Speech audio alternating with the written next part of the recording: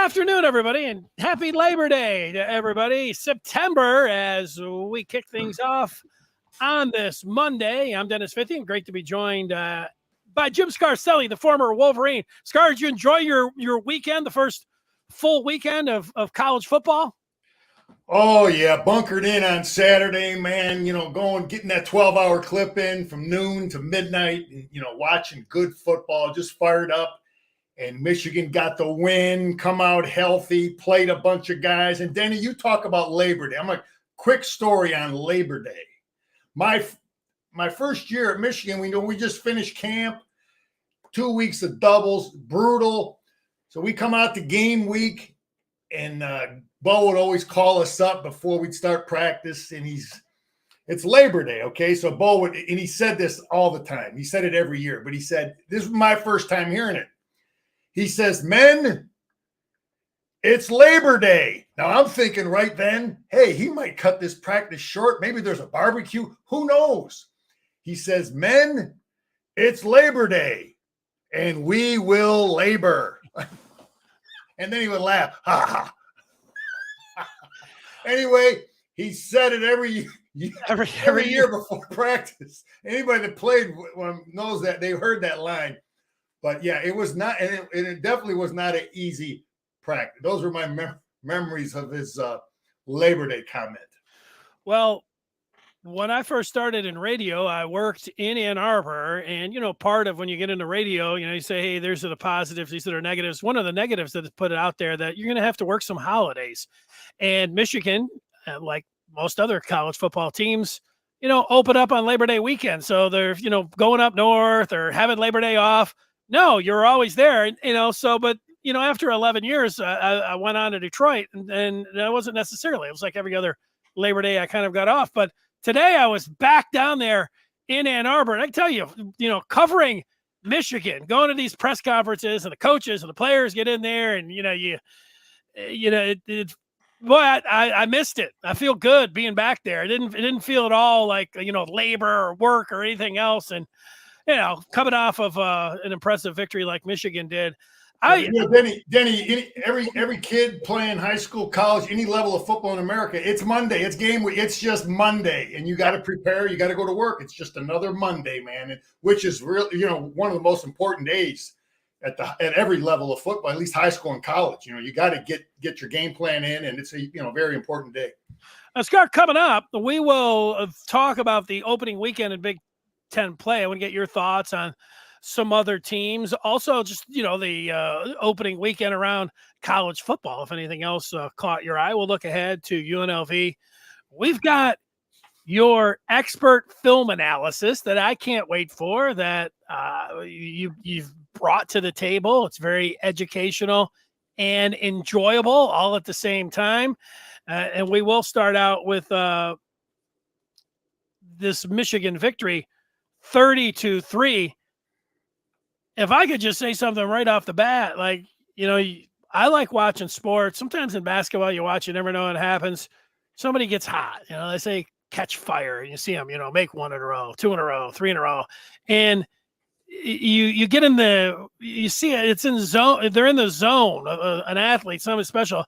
I thought there was that 15 completion portion of the first half for J.J. McCarthy when he was swerving around and throwing touchdowns and completing 15 in a row. I thought that is a guy that is in the zone, and it was very enjoyable to watch. And I was just reminded all off season how people were like, Michigan's got below average wide receivers. They don't have very good pass catchers. And I thought, I don't know if people really understand that, Roman Wilson is, like a Deshaun Jackson, and you've got Cornelius Johnson, who made some really fantastic catches out there for Michigan as a senior coming back, a fifth-year guy like that. And then Colston Loveland looks to be like maybe one of these unique unicorns used an awful lot, but so I won't use that. But, he looks like he could be a very special pass-catching tight end. How many pass catchers do you want? But it's so, to me, that was the story of the game. JJ and his pass-catching crew. Yeah, it was a great win that I would want as a coach. You like I said, you win, you come out healthy, you played a bunch of guys, you got a lot to improve on. Our coaches made some mistakes too that they're going to think about and correct. But Denny, JJ, when I look at this team, if JJ stays healthy, it really is, because everybody on our team is replaceable. And I just see a little bit of a little gap there at the quarterback position because he's so good. We got to get our second team quarterback reps. Okay, we got to figure out who it is. That's one of the biggest priorities I have. I would see if I'm coaching. I want to know who it is, and we got to get him reps in these next 2 games. We got to get the backup quarterback confident, comfortable. So, yeah, I think our offensive line was really, really good. I think we may see the Harbaugh or the Michigan method. We might see Henderson start. We might see Big Trey start at 53 starting there. Jones starting at he may do that at the tackle position. He talked about it. I don't think the Nugent's the real deal, and obviously nothing's happening at guard. Nothing's happening at center. That kid is good. We picked up another freaking stud there at the center position. So that line, it's not solidified, but the guys that did play, I think, I heard some people online talking about Big Hinton. I thought he did some really good things. We'll look at it on film. The quarterback play, again, we talked, he was outstanding. Just getting rid of the ball, avoiding, but get the second team guy going. The running back play was sound. Secure the football. We secured the dang football, Danny. The number one goal always for your offense. Obviously we're going to see Edwards at a lot of different positions. They're going to widen them out, split them out. But, Danny, you got to figure out as a staff, is he more effective? The defenses say, okay, would we rather defend a receiver or Donovan Edwards? So he gives you jet sweep. He gives you thing. We'll look at some film on that, but they're going to use him all over the field. Tight end play, I want to see throws to other guys. Okay, I want to see throws to other guys other than Loveland, and I want to see us run the ball to other tight ends, and it's just not there yet. So those are some of my thoughts on offense. Go ahead. Any thoughts on that? I saw Miles Hinton about 2 hours ago, and you call him big. A lot of people, they don't just call him Miles Hinton. Every time you hear somebody talk about Miles Hinton, they got to say it's big Miles Hinton or this guy's massive, and it's because he is massive. I don't know if I've ever seen pro or college from the chest up. This guy's lats and shoulders. He was just in this T-shirt. I was looking at him. I thought there can't be. It reminded me of there was the Dallas Cowboys had a guard named Larry Allen back in the day on those Super Bowl Cowboy teams. That's how he looked. His chest is out to here, and his shoulders are not softballs; they're basketballs. That's my thought on that. My overall thought on the offensive line, without knowing grading and other things like that and how they ended up coming out, I respect what you have to say at the center position with the fellow Stanford transfer there at the center position. But I think that I want to say that you can get too cute with the Michigan method, but there looked to be some, I don't know if we'll get to it in the film or not, but lack of communication up front. And to me, that is why you always see in football where you don't rotate an offensive line. These guys need reps. They need to work together. And after what I saw, even though there's a lot of things I want to see a 5 that were in there on Saturday, and I don't want to go to the Michigan method unless somebody. I think it's overrated, Denny. I think that stuff for offensive linemen. Now, you hear offensive linemen on TV. I didn't play offensive line, but I coached it. And I rotated guards. All my years, I used to rotate 3 guards. I did it. I wanted depth. I rotated tackles. I always played 3 tackles in a rotation. I didn't care.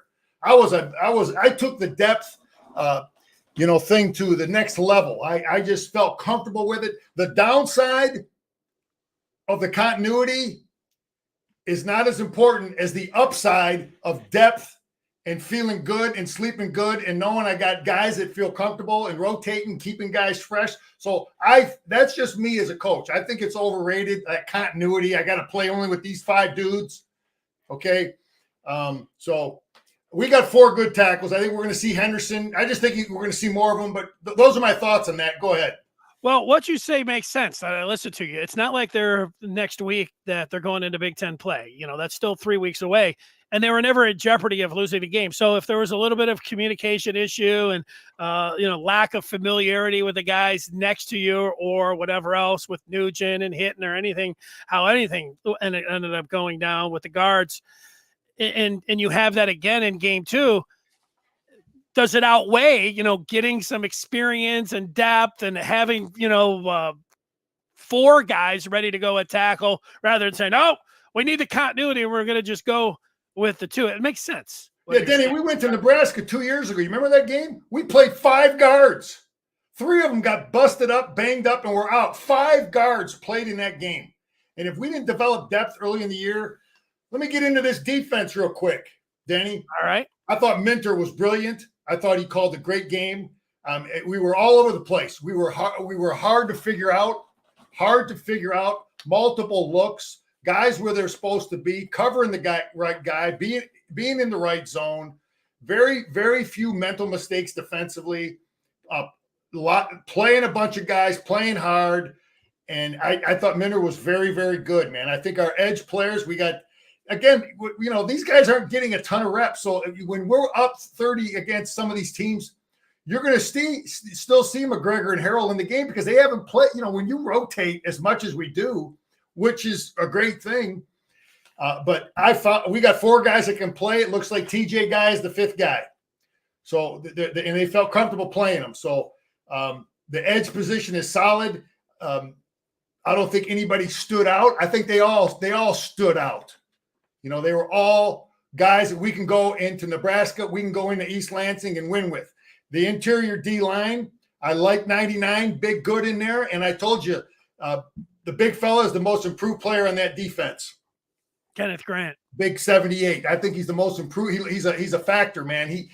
Listen, Denny, the problem with the inside D linemen many times, and that's why Aaron Donald is a freak, okay? The problem with that position is you need guys that got the butt and the weight to take on doubles and not get knocked out of there, okay? But oftentimes that doesn't correlate to speed that can rush the quarterback. You follow me? So you got big, thick dudes, big Saragusa-like dudes, but they don't always give you pass rush. Okay, well, this kid is playing double teams. He's playing at the line of scrimmage, and he's got the athletic ability. They hit the jackpot with him. Jim said it when he first signed him and saw him in pads. So we got Benny was in there and played quite a bit too. So I feel real good about those guys. The zero movement. There was zero movement from ECU all day long, moving our defensive front. So that's a guarantee. And linebackers were solid. Hausman is the 3rd guy. That's pretty obvious. They feel real comfortable with those 3 linebackers, Junior and Barrett, and then Hausman played a lot more. So I guess the 4th position is probably going to be up for grabs. And who's going to be the 4th linebacker is something that they're competing with. Sandestro was outstanding, keep getting better. Secondary was good, smart. Played a lot of guys late. They didn't rotate as much in the secondary. But overall, I was third. Listen, they bled us a little bit in there. They went against Jenkins and the first guys late in the 4th quarter and moved the ball down. That team's going to score points. That team has beat teams last year. And those quarterbacks were no stiffs. I know they had the good kid last year. But these other 2 guys they put in there, they were not unathletic stiffs. They could run. They could do things. And we had answers for everything. All the stuff that I showed you on the film previewing these guys, we had answers for everything. Took away their run, quarterback keep, all the little BS. Minter had an answer for everything. So I'm fired up defensively. Yeah, and when I first watched the game, without being able to rewind it, I said it on the post-game live when you and I were talking after the game on Saturday, is that I thought that there were a couple of the DBs, Sandra still one, and Keon Sabb another, that maybe needed to locate the ball. But after going back and watching it, Sabb on the first 3rd down, they threw the ball out there, and sure enough, he wasn't turned to see the quarterback, and he didn't locate the ball, but he was reading the receiver's eyes, and he looked like he got his arm in there, and he's the one that knocked away the ball. So when you do that, I mean, I don't know if it's perfect technique, but it worked, and it was, not that he need to apologize, but he didn't get lucky. He knew what he was doing there. And I think the same thing with Sanders still, when there was one that he looked like he was kind of face guarding. He was looking at the wide receiver's eyes, and it looked like the receiver just dropped it. But if you look up, Sanders still read his eyes, and his arm went up right when the ball was there. And I think that's coaching, Denny. That stuff's not by accident. All that stuff is coached. So so good job by those guys. Josh Wallace looked like a Big Ten corner. He looks fabulous out there. Kenneth Grant, there were some people like, Michigan didn't get any sacks. Well, the ball was coming out, and you go back and watch. He was never in a deep drop. The quarterback, the interception. We'll look at the interception was a result of pressure. So, right. Yeah, well, right. There was pressure coming, and the ball was coming out really fast. Obviously, East Carolina was like, "Look, we're not going to just sit back there. They're going to kill us. We're going to get rid of the ball quick." And there was still some pressure there. Grant was, breaking up the pocket and pressuring the cornerback. I liked all the linebackers, Colston, Barrett, Houseman. Those guys looked like they were breathing fire the way that they were hitting. You know something, Denny, too? You know something, Denny? I think Junior is going to have a better year this year because he's not going to play tired because they have confidence putting Houseman in the game. I rotated linebackers too, man, as a coach. I didn't give a dang. If I got my best kid out. You got to get guys out to get a drink of water, get a break. And but yeah, I think Junior's going to have a better year because he's not going to play as beat up and as tired. Scar, tell me what you saw around the Big Ten. I didn't get to see the entire first half of the Ohio State Indiana, so a couple minutes left, but it was in the first half.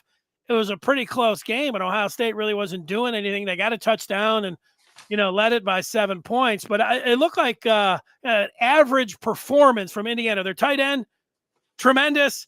The running backs, I know Michigan's running backs didn't put up big numbers, but I know they're good, but the new quarterback and, he wasn't getting the ball to these great wide receivers. It was pedestrian performance by Ohio State. Danny, here's how, when I looked at Ohio State, here's what I'm seeing. Okay. They've been lucky. I don't want to say lucky, but he had Justin Field. He hit the jackpot, born on third base. He's got Stroud. Throw it. As good a passer as you're going to have with the wide receivers. The kid they have now, plus losing to Michigan 2 years in a row. So it's a combination of what I'm seeing. They lost to Michigan 2 years in a row. What does Michigan run? They run a lot of tight ends. They go under center. They do things like that. You didn't see Stroud with full. Okay, Ohio State's offense resembled a lot more of the Michigan offense. So I think Day is saying, I got to win that game at the end of the year. And you guys have heard me say this 100 times. The only way I can really do that is I got to prepare my defense. I got to have a great defense that sees Michigan stuff. So they are not going to be a 50-point scoring game. They want to have a run game. They're not going to be as much four wide anymore, Denny. I don't see that coming from that team. They're going to play more tight ends, and they're going to be a little different offensively. So I think that's going to help their defense. And this kid is, I don't know that the coach wants to throw it so much. And again, Indiana's good. Indiana is always pretty darn good against the defending the run at least. So it was a perfect matchup for Indiana's defense. That Ohio State is trying to go a little more tight ends, less four wides. And Dave figures, hey, I gotta win a championship. I gotta beat Michigan. It isn't just about having all these great stats for all these receivers. Forget that. He's got to win, and I think philosophically that's what he's doing on offense. Now their defense was pretty darn good still, and only gave him a few points. But Indiana's not a joke on defense. But that's my analysis of Ohio State and Indiana. Indiana's a winnable game, obviously. Doing some few different things on offense, but still good on defense. He's just a good defensive coach. Indiana's got a really good returner. That's what I saw from the Hoosiers in the limited time I was watching that game. Now I watched the fight between North Carolina and South Carolina, but obviously I had Peacock, so I did have Penn State and West Virginia up there. Penn State got a late touchdown, but if you look at the numbers, Drew Aller 38-15. The Nittany Lions win it. And, Aller, reading the accounts of him, big arm, threw some nice passes, looked pretty good. the Penn State quarterback, and we know that they have a pretty good running game there as well. We figured it was going to be Michigan, Ohio State, and Penn State, and I don't know if you saw any of the Nittany Lions. Yeah, I took Penn State. We want Ohio State to beat Penn State at home. I think we're going to want that because those two games are going to be they could be equally, looking at it, they could be equally as difficult for Michigan. The kid's a very accurate passer. He's a big, tall kid. I like that he's not McSwirly back there running around, though. Okay, he's not as fast, but he's a big, accurate kid. They got athletes, they got players, but Penn State, we got to be ready. No turnovers. Ohio State's a bit winnable games. Maryland, Loxley's doing a good job recruiting. He keeps getting good talent, but he's got the super quarterback back, and that's a winnable game. It'll be tough. It's the same kind of team we saw last year with Maryland. Rutgers is, the guy's a good coach, and this quarterback is capable of having a great game, and he played pretty darn good against Northwestern. He didn't make many mistakes. He said the quarterbacks we're going to see our first two games are very similar. The Rutgers kid and the Nebraska kid. So Rutgers, we got to be ready. No playing around. He's getting better. Rutgers' trajectory is up. It's not going to be that ain't no bullshit team. So I covered Rutgers, Maryland, Penn State. Who else in our division? That's it. Michigan State. Interior D-line is not as good as I think they've been. So I was really happy to see that. I think the running backs are good. I think the quarterback will get comfortable, Danny. People ripping on their quarterback. That was his first start. He's going to get, by the time we see him, he'll be a different kid. He'll be a more confident kid. I'm going to tell you, Michigan's going to have a real hard time with the jump passes with this Keon Coleman. I mean, that guy could just go up and just pick him out of the air. He can score 3 touchdowns in a game. Like, there's no problem. I mean, he is going to be a difference maker. Oh, he was playing last night. I was watching him play last night. Oh, that was great. I know. You're right. What a factor that was. I mean, he did what he did against Michigan. He went right up and jumped up, and that was a great deal for the Seminoles to get him. But Big Ten East, winnable. Keep JJ healthy. Get our second string guy ready. Secure the football. Okay, let's talk real quick about the West because we got Nebraska. Guy's a good coach. We're going to run some different things. This game may have helped our offense because there's a lot of 3-man front. We're going to see a 3-man front against Nebraska. Nebraska's quarterback is like the kid from Rutgers. He's capable, he's like the kid from Maryland, athletic, and Rule will run the hell out of him. So Nebraska, winnable game. We got better players. Minnesota, he doesn't want to run the ball anymore. He wants to be throw now. He used to just come out and want to pound you, and his offensive line isn't as good. That's a winnable game. I wasn't impressed with his run game. Purdue was a disappointment. I bet on Purdue. He loses at home. That was a disappointment defensively. It was just I thought they'd be better. Who else? Wisconsin. Well, guy's a good coach. Fickle's good, man. He's got him running. They put a lot of points up. Buffalo's not terrible, but he goes to Washington State this week. But he's got them running what they run. They were pretty sound defensively and offensively, and it's not overly different than what they ran. Iowa, I don't know that they're going to be better than they were last year. I think it's the same. McNamara was average. That you play. Listen, at Michigan, we want our tight ends to block. You play for Iowa. They're not putting you on the field if you can't block, and he's got to be able to block. But the winnable game there, Illinois struggled with Toledo, but Denny, I think Toledo's better than Northwestern. Toledo's probably the best MAC team. That was not a joke team. Illinois' got a quarterback again. His offensive line didn't look as good as last year's, but Illinois is a good team. I'm kind of glad we don't play them. Because he's good, but I think I covered most of it. Everything's winnable out there for us, man. Everything's winnable.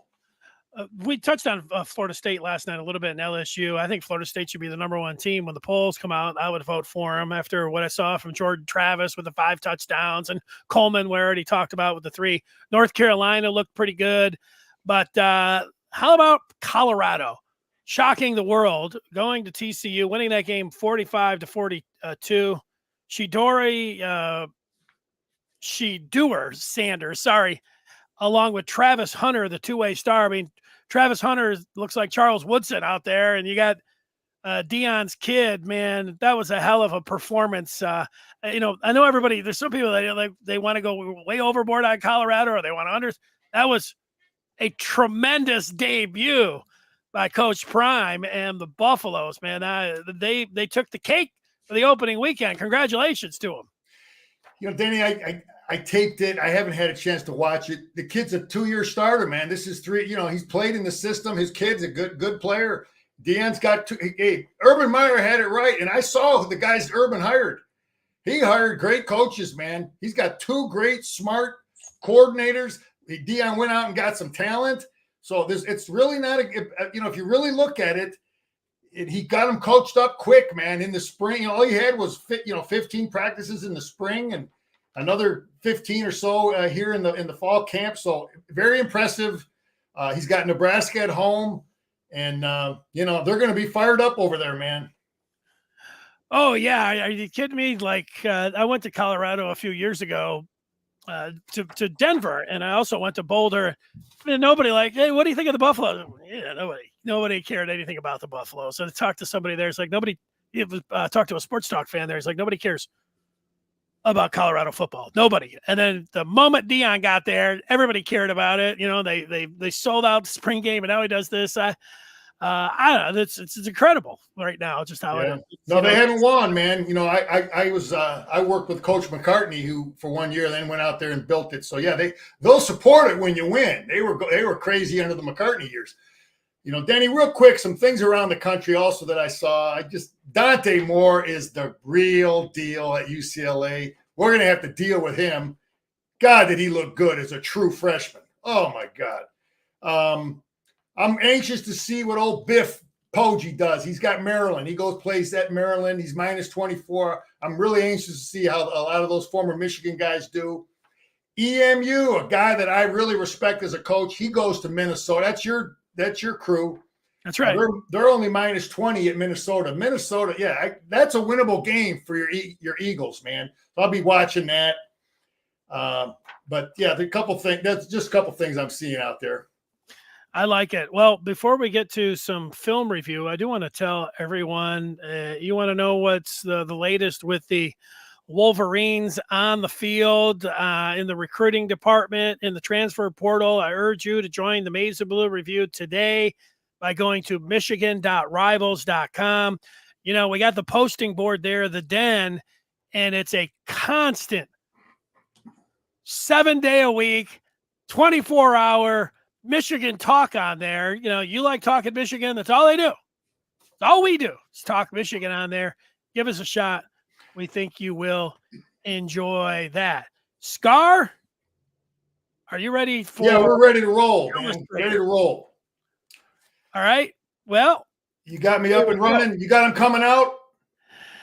I have you there. That's it. Yep. All right, we're coming out. Run out the tunnel. Touch the banner. Here we go. I'll never forget the first time coming out, wondering if I could jump high enough to touch. I almost hit my head on the thing and fell back. It's a heck of a deal to come out and run out in front of 100,000. But I just had to put that on the clip because that's a special moment, man. It's really a special thing. So here we go. We started out on defense, and again, just different looks, man. Here we go. One back. Again, Minter, man, here we come out in a 5-1, 5-1 pressure, 3rd and 4, we're dropping, just problems, man, things to give people problems, dropping a linebacker, real good coverage. And I don't know if that was the play you talked about, but that's coaching. He sees his, so you don't do anything until you see his arms go up. He sees his arms go up and he's coached up, but I like that 3rd and 4, 5-1 look. And Minter is just all over the place, doing things differently. Denny, this is the worst series of our game offensively, in my opinion. Yeah. It's terrible because this guy right here. Okay, this guy is JJ McCarthy, man. He ain't no Davis Warren making his first start. So, this series is what you do with a young QB. We can throw the ball with him down there. We get a terrible block by our tight end. He doesn't cut off. This guy makes the play. Tight end blocking has got to get better, man. People want to talk about the offensive line. This is you can't let this guy cut inside of you. Too easy. So, okay, I get it. We run the ball on first down. We get stuffed because Danny, this series, if anything this series tells you, it's that how old Scar is always talking about, I don't care how good your offensive line is, you still have to have conflict to put a defense in conflict. Well, that was third down. You know what I mean? So we should have thrown the ball and come out with one back at least once down there. You follow me? Yeah, I hear you. You said that on Saturday, and you feel like it again. How comforting was that something with, the new head coach? Like, hey, let's get a little conservative here. I know. All I know is if I got J.J. McCarthy back there in that offensive line, okay, we run the ball on first down, but second down, I'm coming out with one back and two receivers, maybe three receivers, and I think it might be tough. You're Kirk Campbell. You're making your first call. You've got your script. You're on everything. Yeah, but Danny, that's tough when you got a first-year starter. That kid's anyway. Our punt coverage is great. We do a great job with it. We changed it. We're on the 1 yard line. This is great coverage. And I look at this stuff and 80 there getting down, making it happen. Okay, we got a 4-man front here. We did a lot of 4-man front, and we're getting pressure. And look at big 78. Look at this kid move. That's a big, tall kid who's athletic enough to play double team. And here he is. We're running a little stunt. 4-man pressure. We're not bringing 5. This is what you want as a coach. You want to be able to not put your defense in a bind. I mean, we're looking at 3rd and 9 here, and we get pressure, and that causes the interception. So people want to say we didn't get pressure. BS. That's pressure with 4 guys. Sandstrom makes a great play. Celebrate with your team, man. I don't know who the hell teaches that. I don't like that. I'm just keeping it real. You walk by all your teammates. Come on, man. I guess I'm old school, Danny.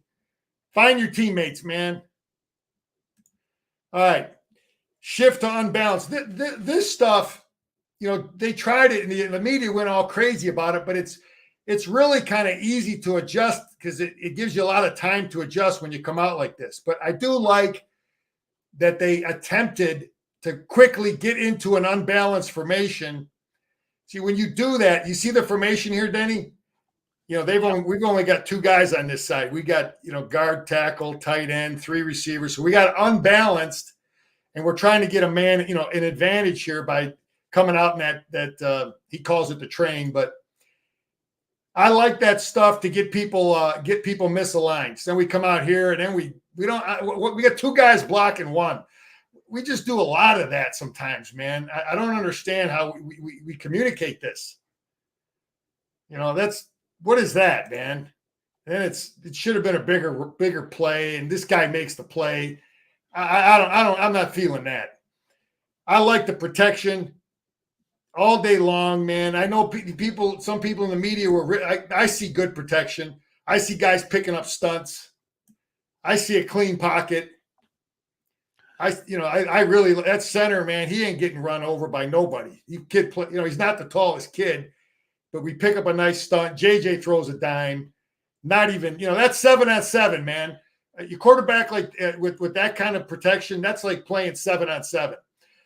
All right, now anything, Denny, that I talked about you want to pipe in on? Well, Harbaugh today said that the offensive line pass protection was excellent. So he agrees with what you had to say. I know you didn't hear him say that, but he mentioned that the pass protection was excellent. All right, let me tell you what happened in this game as we went on here. Now we catch him in Trente Jones has got a 50 number right now. I'm guessing if he isn't the starting tackle, if he doesn't win the starting tackle, but I'm guessing he might have an 80 number on him in around 2-3 weeks. That's just a guess. This formation, now here's Bredesen here, 44, 53. So you really got to look at formation. What is Michigan doing with formation and personnel? and we were heavy run early in the game out of this formation. Heavy run. And it's discouraging, though, that we have to put a 53 number in there. We can't put, 89 or 18 in there. This is just, it bothers me because it makes it easier to defend when you have an ineligible big tackle in there. So anyway, we do run the power play pretty good in there. We get them, that was one time where they didn't overplay run, and we block it to perfection. Coach Harbaugh would have been happy to see this in the basement there. And, we get a nice run there, but it was blocked. But again, we got to have 53 in the game, and I'd like to see tight ends. All right, great protection to the stunt. We block a stunt, so just like Jim said, man, here's a stunt in here. They're bringing 4, but we block it, and JJ feels it. He just maneuvers it. And Hinton, look at Hinton at the top, Denny. He gets an inside goal. That's hard on a big tackle, man. And he handles it. And then look at the guard then picks up this stunt. He's fanning out. This side picked everything up. I mean, that's beautiful. We saw that, and then JJ made a hell of a play. So that's great protection. And where are we at here? Well, you know what? That last play, Scar, while you're looking at that, I'll just say that there comes a time when you watch football and when you get to replay, and it was one of those most frustrating things about replay. We're watching the game, and Terry McCauley, they bring him in. This guy has been one of the best referees ever. And he's in there, and he's like, yeah, this is clearly over the line. This is indisputable video evidence. And they show the line of gain and everything else. So they're like, everybody agrees, you're watching it, and they say, okay. And then they go down there, and then they say touchdown. I mean, it's like Mike. That's why I don't even listen to Mike Pereira anymore. After that Michigan State game, when everybody in the booth thought that was a touchdown Michigan, and it was overruled. You remember that one? Yeah. And then some dude in New York, we don't even know who he is. In an office. He's making the call. They just collaborative effort. They kept saying collaborative effort. Anyway, here we go. All right. Here's 3rd and 11. A couple good things here. Now we're showing a 6-man front. Again, Minter mixing it up. He was 5-1 before. Now he brings 6 up.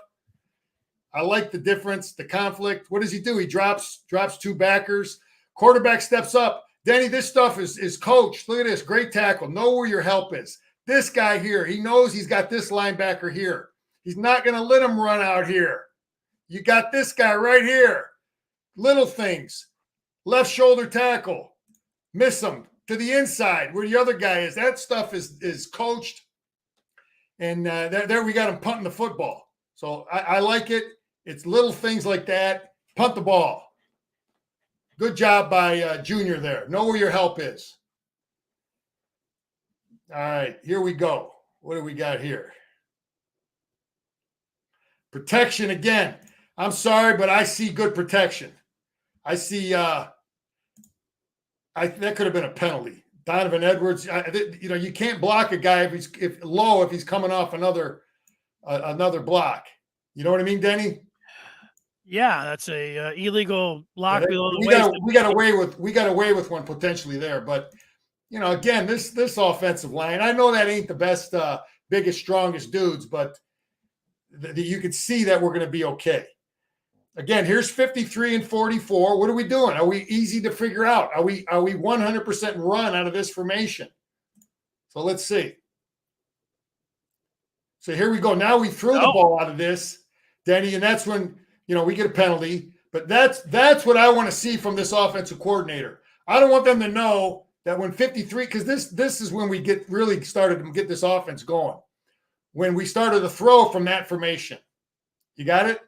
The scouting report can't say, well, when 53 is in the game, they just run. And when 44 is in the game, they just run.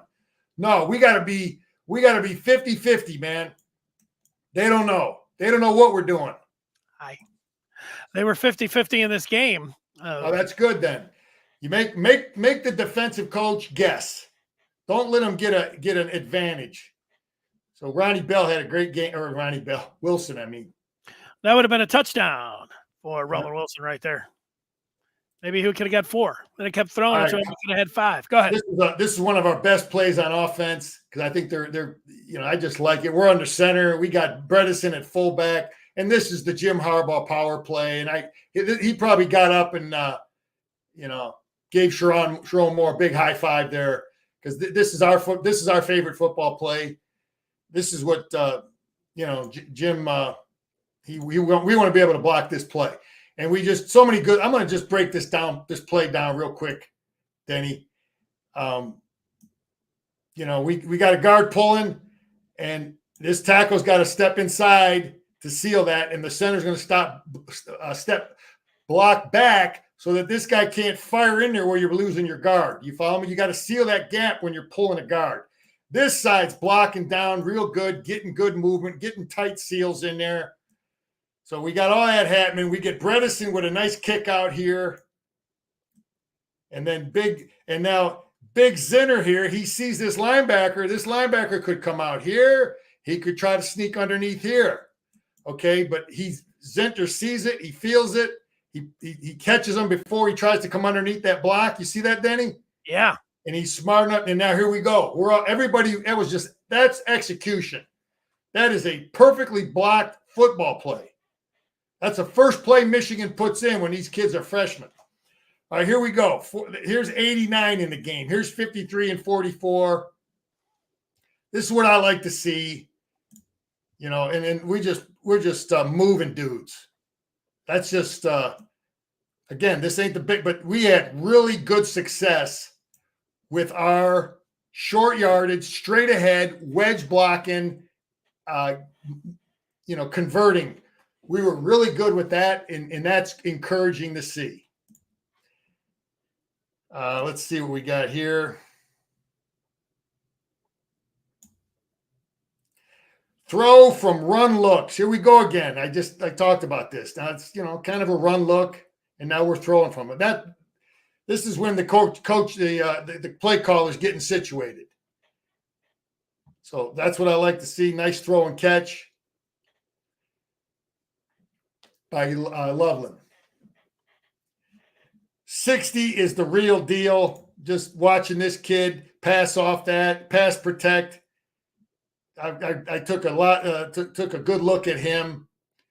So Jim hit the jackpot with the old Cardinal, the Stanford Cardinal, and just real good protection here. Tight window, real tight window. Helps when you got a big 6'5" kid. That's JJ knows where to throw it. Good.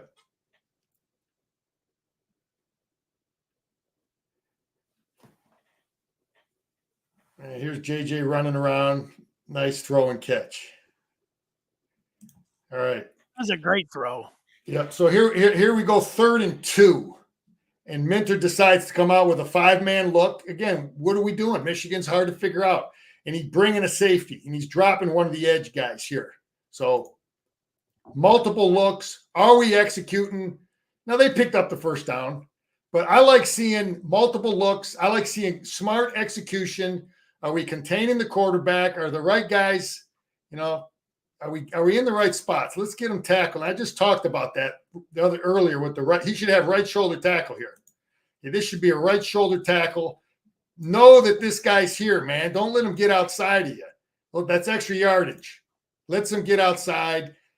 See, that's all about the thing that Junior did earlier, right, Denny? Which linebacker is this? Barrett. See, he's got to be smarter. He's got to know that this guy's right there, man. That was a Bill McCartney line. Know where your help is. Defense. No, that's a fundamental rule of defense. You got to know where your teammates are. All right, let's take a look here. And this is Big Hinton down here. How's he protecting? Look at this. Inside go. Picks it up. Little stunt. Picks that up. Again, Hinton, I don't know what people saw and ripping on this kid. I saw some of that online. I don't know what game you're looking at. That's not easy. Pick him up. Come off on him. Again, quarterback. This is 7-on-7 stuff, man. You got your quarterback this comfortable. This is throwing on air, man. This is 7-on-7, and that's why you're going to have a real confident quarterback. So that's that. Hinton today said that, he was asked to critique his own play, and he said he was looking for a little bit more from himself. He said a lot of times his feet weren't in the right spot. He wanted to get better with that and the communication, but he said there was a couple times when he just went back and looked at it on film. He didn't have his feet where he wanted it, those kind of things. Good. But he's going to accept coaching. I'm wondering what Jim is doing here. When I played, you weren't allowed, you couldn't win one of these until you played it, until a game. Game one, you had 0 guys with helmet stickers. So Jim is doing something that's probably through the weight room, which is good. I bet he's giving out stickers for who knows, spring football, summer workouts, fall camp, grades. I'd like to find out. I'm going to see if I can find out how these guys have helmet stickers before the game, which is. Well, I know one of them. What is it? One of them is the enthusiasm unknown to mankind sticker, whatever that acronym is. And there was a couple guys. Chris Jenkins would have one of those on there. Oh, okay. So that's evaluated through a practice or whatever. I think that's voted on. That might be. Wait, I think he said. How did he put that? I think Harbaugh is the one that just gives out.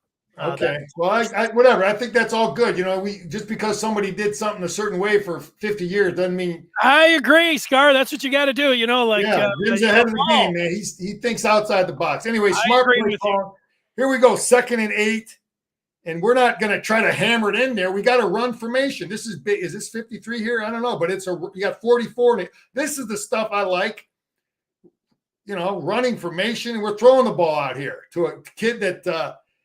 If I'm coaching against Michigan, I don't want to see that, man. That gives me problems because they ain't afraid to throw it. 2nd and 2.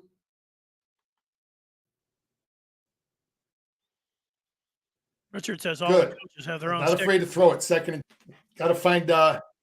Here's 3rd and 3. Here's 3rd and 3. I've got Big Zinter pointed out. What am I seeing here? Look at him. Look what he does to that linebacker. Look at the blind surge here. We're just saying the hell with trying to run a play. We're just going to wedge you. We're going to wedge you out of here. That's what they're doing here. We're just blocking down toward the center, and we're just knocking you out. Look what he does. Look at that movement there. That's a 3rd and 3. That's an offensive coordinator that is confident in. Can we do this against Rutgers? Can we do this against Nebraska? Let's hope.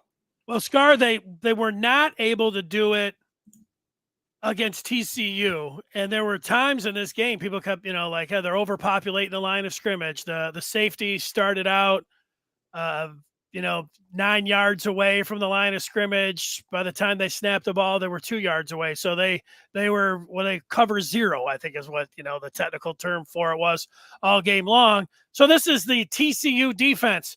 UNLV is going to do this. Yeah. E.Carolina did it. This is they know that Michigan, all teams are going, that's what the offseason is about. How are they going to stop Michigan? Well, what about this 3-3-5? There are going to be a lot of teams that do that. Well, what's the antidote? It's to be able to have a quarterback that can take advantage when you're in cover 0, like you did against Ohio State, like you did in this. Benny, a 3-3-5 is a unique defense, and you have to commit to that. That's what Michigan State ain't no 3-3-5. Penn State is not. The only team in the Big Ten we're going to see that's a 3-3-5 is we're going to see Nebraska, and Ohio State's a lot of 3-man front stuff. But I don't think a guy – that's just not something people do in football is, just we're going to drastically change what we do just for one team. That's something I learned as a young coach that gets you in trouble. That's just my thought on that. Here's 4-man front, different now. We got 3 guys lined up on this side. This is unique. Haven't showed it yet. We're up 30-0, 3rd down. They complete a pass here. I think they complete this. I know it's incomplete. But again, it's a different look. I like seeing a different look. And here's number 7 split out. A lot of that. A lot of 7 split out. So now we're just throwing a hitch to them. Try to get one of these guys to miss. Try to get an athlete to football. I don't know what this play is. It worked really good. I thought maybe it was a broken play, Denny, because it's what it is it's our best football play, right? We run power. Okay, that's our best football play. And normally, every time I've seen Jim Harbaugh, we run this play here. Because if you look at how we're blocking it, I mean, we're blocking down, and he's going to come kick out over here. But Donovan Edwards, he just takes the ball and goes the other way. And I'm wondering if this was called, or did he see something? Because if it's something we're doing, it's actually good because it forces the defense now to honor this, which makes it more difficult to defend the point we really want to run the play. So I've never seen this play from Michigan where the back just says, I'm not running the ball over there. We're going to just straight go over here. I don't know if he saw something. And I don't know if it's coach, but if we see it again, then maybe we'll believe that it's something that we're trying to do to coach and create some confusion. Well, if you got a back that can make that cut and make that first guy miss, he's suddenly got a lot of nice numbers in his advantage. This is there's a couple things I didn't like about this game Saturday. All right, the score is what, Denny? 30-0, and JJ's throwing a chest pass. Is that right? No, I ain't worried about that. I wonder why the hell he's in the game. Okay, we know he's the franchise. I didn't like our first series on offense. I don't like how long it took us to adjust that we got to throw out of running formations. And I don't know why the hell he's in the game now. I got to get my backup quarterback ready. So, and then the guy just got drilled in the chops earlier, and we still in the game. So I don't agree with it. Totally don't agree with it, man. So you didn't like him being in there? No, at this point in the game, 30-0, 3 minutes left in the third quarter. Get him out. Get him out. It's a two-edged deal. It's not so much about protecting him. But it's about getting that second string kid work. You got a chance. You're up 30-0. Who gives a damn if we win 30-10? You know what I mean? If they put something together, I'd rather get the kid work. And who's this guy? This kid, he's getting some clock. Yeah, he got some clock. Yeah, not very impressive the first time he was in there. But anyway, he's in the game, and he's a guy that we got to get in there. Here's some pressure down at their end. 4-man front. Again, he's my most improved. Big Kenneth coming off that stunt. How'd you like to have that in your face? 6'5", 3 bills. Thanks. No, thanks. And he can move. Look how he comes off that. He's a good athlete. He's a good athlete. I mean, we ran this same stunt with Jenkins and Mozzie didn't get there as fast as he's getting there. He gets there, and then he got the big hands. So look, yeah, he's a real good athlete. Yeah, punt the ball, man. That's good in there. Good is solid, man. 99. So he did some good things. All right, this was nice to see. Here later in the game, 3rd and 12. Here's Mullings. I told you about this kid. Now I was really trying to watch some of these young I don't even want to say young because this is Henderson. This kid was a captain at Arizona State. So we'll get it. Hopefully, I think we're going to get a better look at him this week. But look at Mullings carrying dudes. See, that's what I saw when I went to practice in the spring. That's why I said I got big hopes for this kid. He's hit and he's dragging dudes. 220. Anyway, that's some of the other offensive Crippins in there. And get these guys work. Get them reps. 13 minutes in the fourth quarter. That's huge.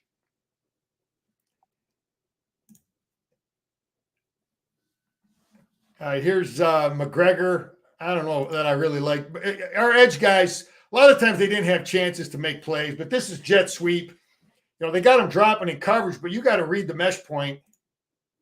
They get them blocked there. Some of this stuff, when you play this position, I played that position. You really got to understand formation. What should he have done? Worked. Well, they got him drop. I wouldn't drop until I clear the mesh point. All right. Yeah. You know what I mean? I would see he's already. Let's see. He's dropping, and I wouldn't drop until I clear run or pass. You don't know if it's run or pass yet. And they've got, I don't know how they're coaching it, so I don't want to yell at the kid. It might be the coaches what they're doing. but I better know what this guy's alignment is and how close he is to me too. So I'm feeling, I got to feel the jet motion. I got to feel the mesh point, and I got to feel his alignment and know, can he crack me from where he's lined up? So he's dropping in coverage, and now here's the mesh point. He's already 3 yards deep. So anyway, I don't want to yell at the kid until I know how they coach it. Although all I know is that's not good enough because they got something going there. That's one of their best runs of the day. He can't get blocked down by that guy. You know, I think in my opinion, he should play run until right now. He's already dropped. Yeah. And, I would be right here at the line of scrimmage. And then if he does that, he's able to set the edge. If it's a pass, then I'll get my little crummy drop in here. I always told my guys, I'd rather you get a crummy drop, a late drop, than get your butt kicked on a run play like that. You follow me? Yeah. So that was one of their best runs. And I don't want to blame the kid until I know how they're coaching it. This is too much in here. This is some young linebacker. We're not, we were gap sound the whole darn game pretty much. And now here we are. We're not gap sound here. Linebackers running out of there. How are they blocking this? That's too much. They're blocking down. They're like our power play. They're blocking down, and he's kicking out. Okay, so let's see. Let me see. Let me slow it down. So that linebacker, he's running out of there too much. He should be in here. So, that's your guy wants to know why he's not playing more. You follow me, Denny? Micah Pollard, that is. Well, these guys want to complain. Why aren't they playing? Why you can't run out of there, man. You got to be in your gap. So that was a mistake. That was a breakdown. Actually, those last 2 plays, by that. I don't know. I think I don't want to rip on Pollard, but it looks like he should have been in that gap. I got this safety circled here. I like it because he's going to, again, this stuff is all coached. Left shoulder. All right, let's it outside, man. The hell? Why are you letting, Denny, one of the hardest things in football is to make an open field tackle. It's hard to do. It's really hard to do. Right. Okay. But you know what's not hard to do? What's not hard to do is to miss a tackle and make the play go back this way. That's not hard to do.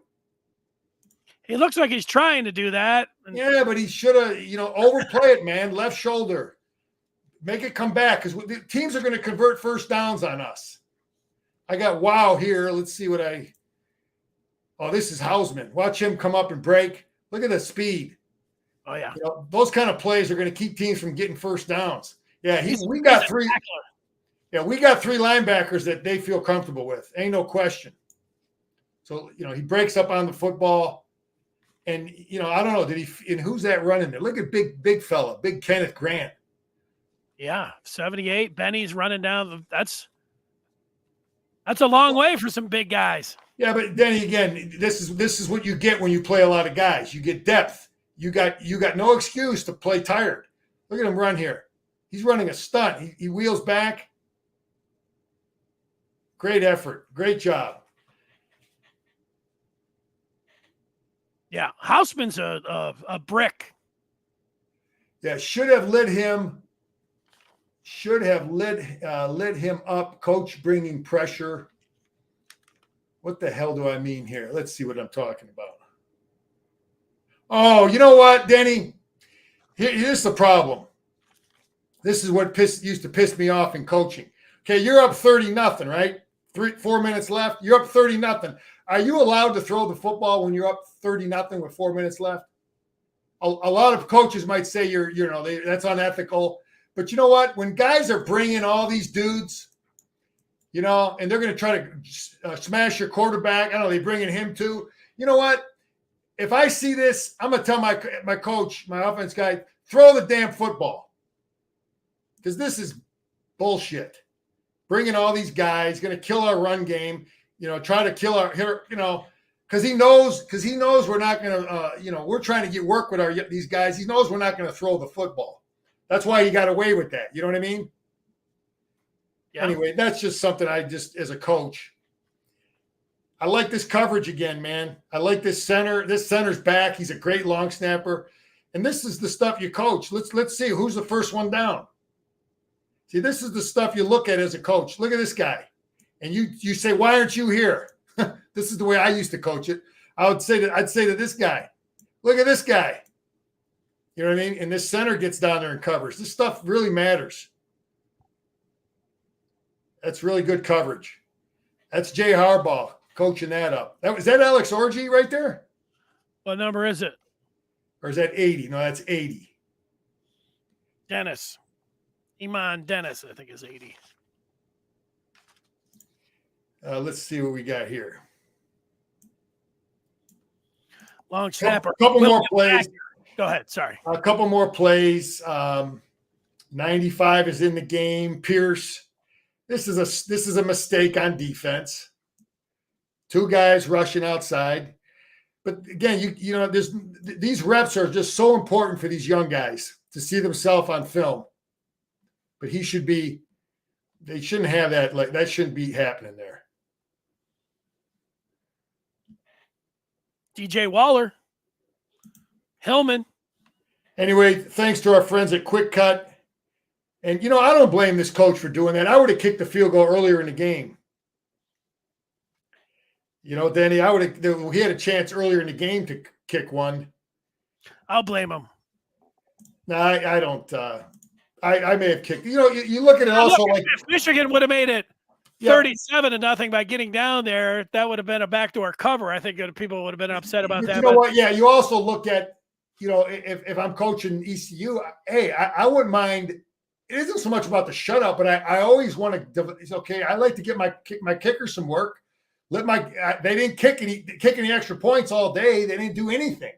So you want to work on those things, even if you're down 30-0. It's like I totally understand it. I don't look down on that.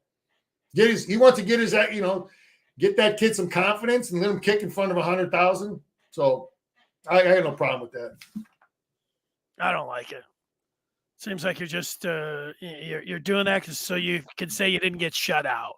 Go out there and get a little more respect if you're going down there and sticking one in the end zone with a final play. You can say, hey, you know what? We kept fighting to the end. We weren't just out there, looking to get the goose egg off the board. But my pick last week, Army has been running option football. That coach has been running option football forever, and I told you that was my pick of the week. Yeah, I know. Turned the game on. He hung 50 on that guy last year. He hung 50 on Terry Bowden last year. So I'm thinking he's going to put another 50 on. I turn the game on. He's running spread. He's running this stuff everybody else is running. He's got 1 and 2 two-star kids, and he's going to try to beat these guys with 1-star kids. Are you crazy, coach? I turned that off after one series. I said, that game's over. See, that's why remember I told you how the dummies bet the first week until they see people play?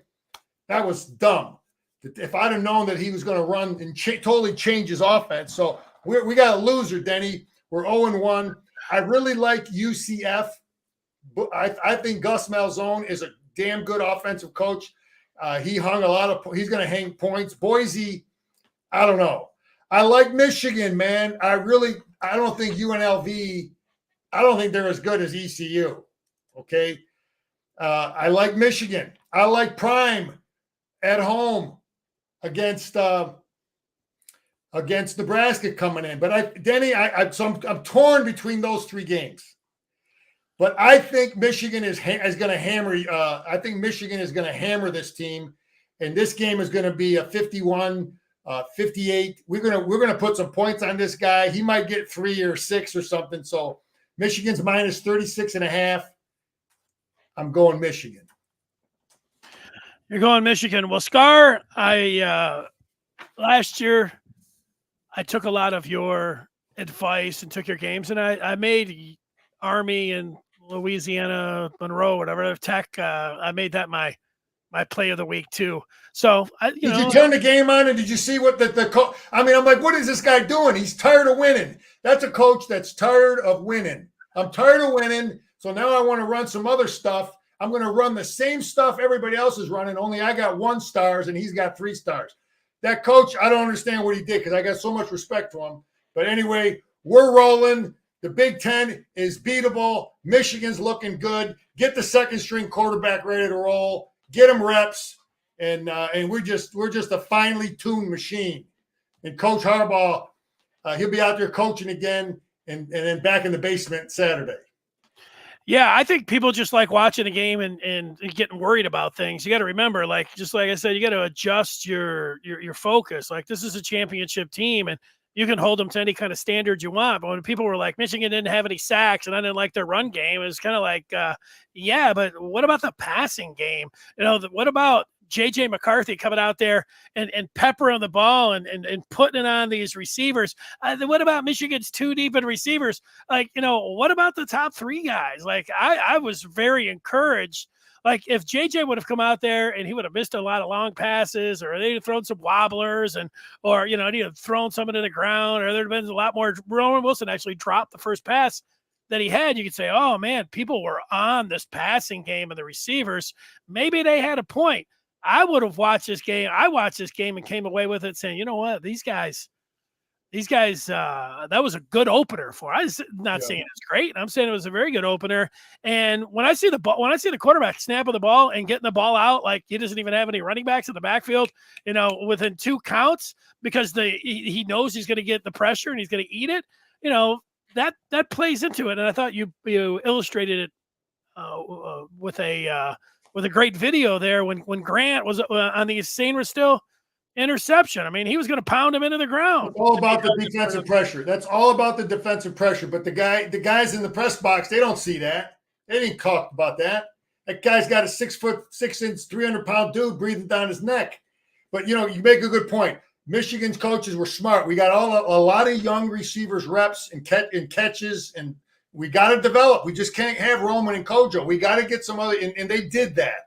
So, but we're I'm really happy if I'm coaching that team with the development, because of just a few things I'd have got JJ the hell out of the game. Get him out of the game.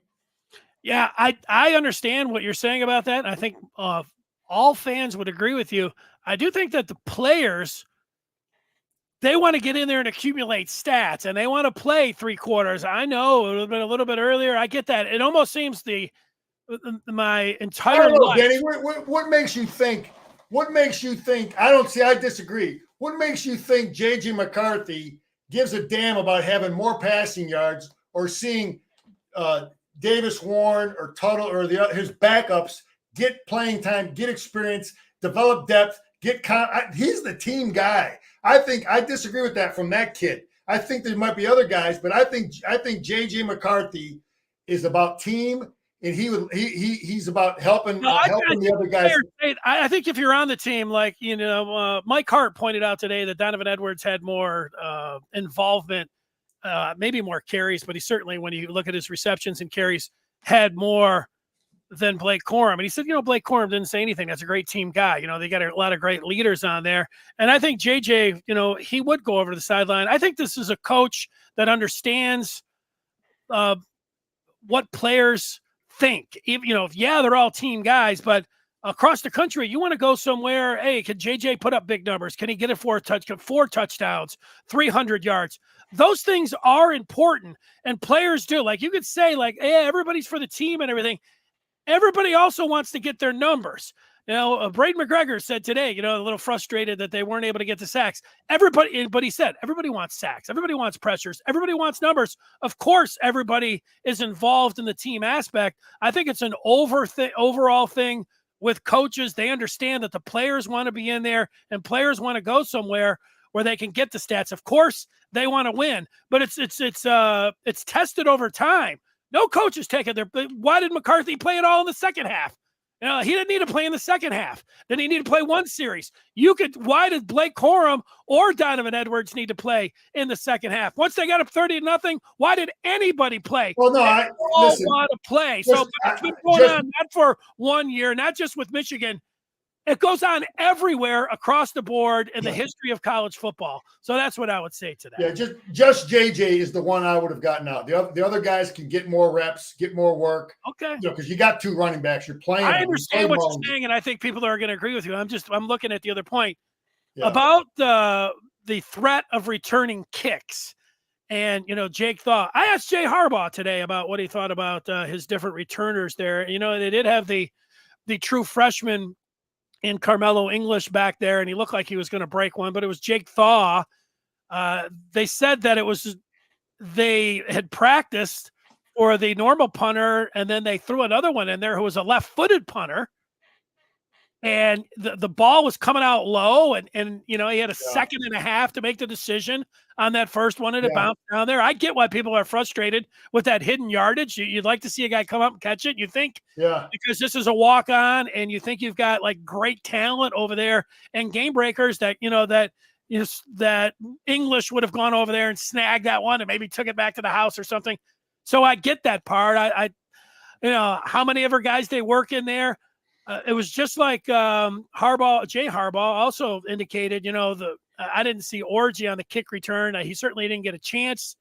And they've got Mullings back there. But he said they would like to get Roman Wilson back there. I think that you'll see in the bigger games, you're going to see JJ run a little bit more. And you'll see Roman Wilson on kick returns. You might see, somebody different on punt returns in a bigger game. They know they've got some games. It's to your point about the offensive line earlier. Like I said, these guys need to work together. Look, they've got 2 games to play with here. Yeah. Or a couple games, even, if you want. Denny, I don't know if that was a technique they work on, but their first couple punts were like line drive shots that were hard to field. And I thought they were shanks, did the kid do it by – it's something they worked – because they did a good job with it. It's one thing – yeah, it's actually a good point that our punt return team, we didn't have some big returns, but a lot of it, they did a good job with some of those squibbers. So, that makes a great point. But, Denny, sometimes defensively, talking about McGregor's comment, sometimes you can have a great game on defense and hardly have any tackles at all or any sacks. You can have Brad Cochran, a guy I played with, people didn't throw to him and he was covering guys and, he didn't have interceptions anyway, it's possible to play your position as an edge player and force everything inside and you might not make a tackle all day or get good pressure with contain and make the quarterback step up and throw the ball before he wanted to throw. Just little things that it might not show up in a stat book, but coaches, his position coach sees it and his teammates see it. But, it's not going to show up in stats many times. A couple points from the folks. And if you got one, throw one in here. We got about a minute or 2 more with Scar. Rob saying that JJ isn't like Stroud. He's not worried about his stats. It's about the team. Meanwhile, Jason says he needs to be ready for Big Ten play. As conditioning, is there part about that? Maybe ramping him up. You could have got him out there like Scar 30-0. You could have got him out there. I agree with you. I'm not saying like leave him in there for his stats and even like, ramping him up, for Rutgers, you could build it up there with, I listen, JJ McCarthy is ready. He's ready for Big Ten play right now. Okay. Is our backup quarterback ready? I was on the field when Jim Harbaugh got hurt back in 1984, and we put a kid in the game who hadn't played a snap all year.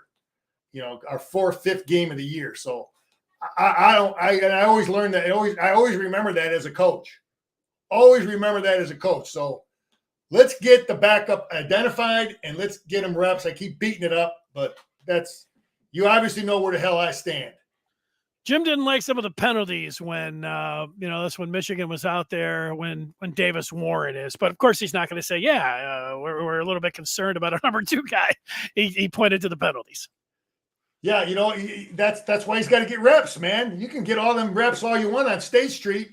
Go over to Stadium Boulevard, man, in front of 110. It's a little different, So let's get those mistakes coached out. When we're up 30-0. Vince, you can go back asking about the reps with the starting five. Scar, I said, let's scrap the Michigan method. And Scar said, hey, this is the time. Wait a minute. For the Michigan method. Listen, we won 30-0 or 30-3. Okay. We talk about the offensive line. I said, listen, this coach is going to overcommit to stopping our run game. He's going to overcommit. And he did, which gave us some trouble early. So then we had then our play calling really evolved. We were hard to figure out. We threw when we should be running by personnel down and, so then we got it situated. And I thought we ran the ball pretty good when we had the opportunity in decent defenses to run it. But they overcommitted at times to really hammer and try to stop our run game. So I think our offensive line is destined for greatness. They have the opportunity potentially to be another along the Sharon Moore Award type offensive lines. I'm totally confident. All right, Scar, I got two things for you. The one is just our final thoughts here. And I just want to say, as somebody that, gets to work with somebody that played the game, and listening to you talk about the game from somebody that played for Michigan is invaluable. So I really do enjoy your perspective, and you look at the game differently than most all of us, although you're able to communicate it to us. And so I always enjoy all the things that you have to say about that.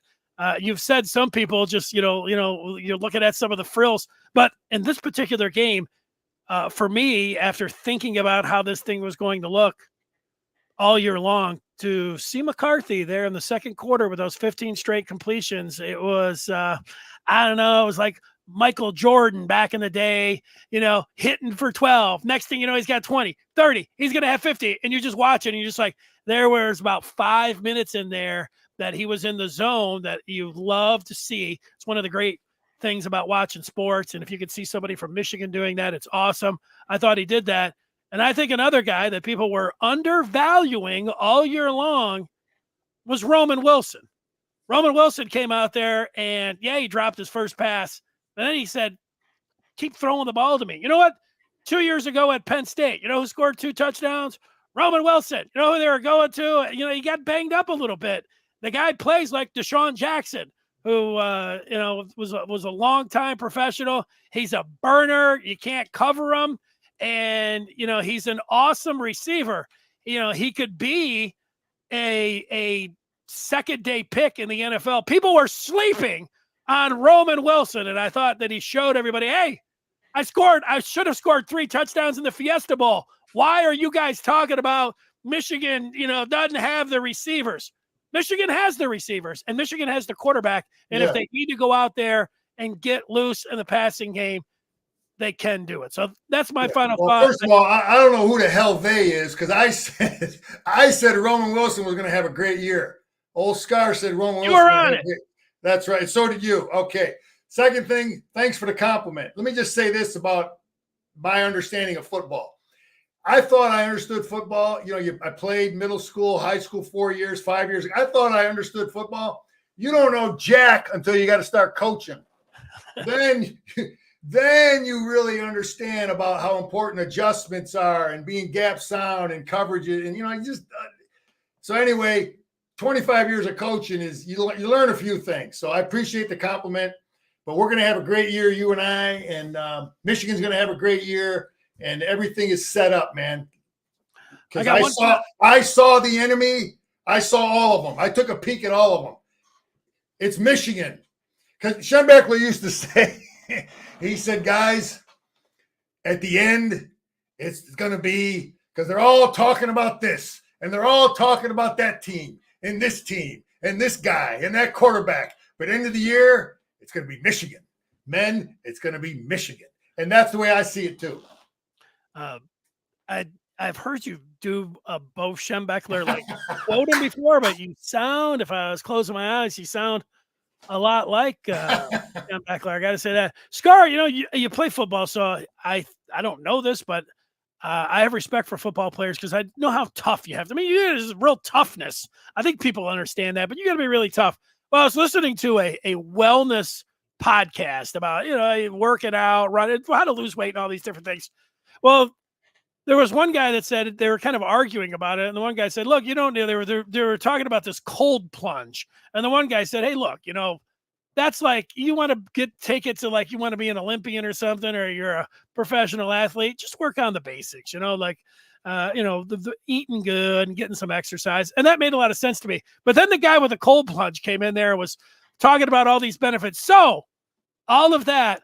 And he said, try, they're talking about 5 minutes. And I wasn't like, I'm going to go buy a cold plunge and do all this. But I said, let me try a little, lukewarm shower for 5 minutes.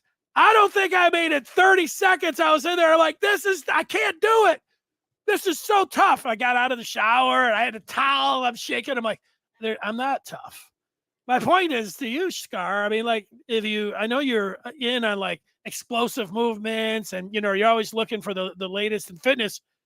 Would you go to a cold plunge and how tough do you have to be to jump into that tub? Yeah, it's tough. We had that as treatment and therapy after practice. Russ Miller, the great trainer at Michigan, when I was there, he had you jump in a tub with ice, and yeah, it's tough, man. Especially when you get to the the key point there, the joules. When you got to go below that.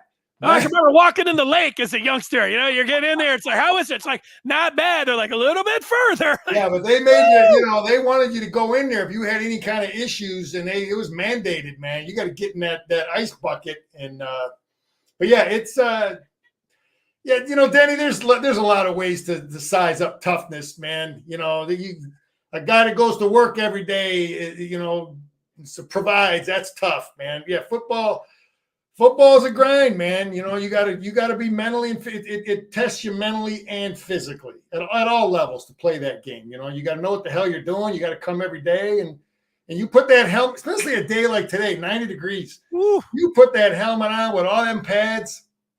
It's tough, man. Everybody else is partying, having the barbecue, and you're a high school kid, and your coach has got you down there sweating and hitting, man. That ain't easy, mentally or physically. And like I said, Bo's line, we will labor. A day like today, a cold bath sounds like a pretty good option. I got to tell you that. Scar, fabulous job. I loved it, and I can't wait to talk with you again next week. All right, Big D, Michigan, man. They're going to hammer them. Win some money. Take it from Scar.